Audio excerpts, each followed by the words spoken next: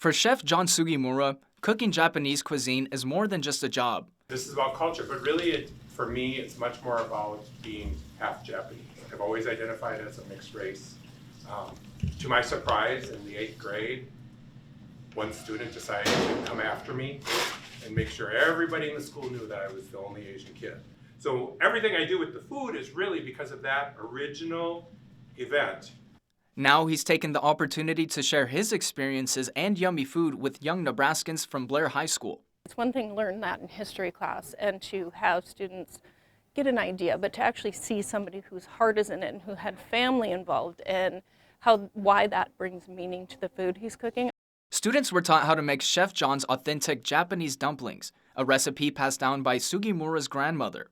Chef John says his grandmother opened a restaurant in Sacramento, California during the 1930s after her husband passed away.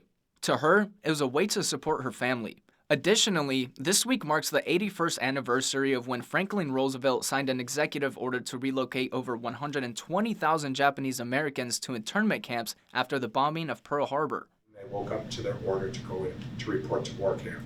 Never to return to the restaurant, never to go back to their house.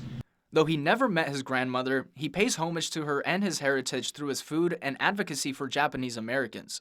He added that because of this, he has had to take what he has learned about his grandmother's recipe and add little details here and there. To be in a family that's been impacted or fractured by war means you have missing information. Students tried their hand at making the dumplings and learned how to use chopsticks properly. The entire school will be treated to a Japanese meal on Friday. It was really exciting.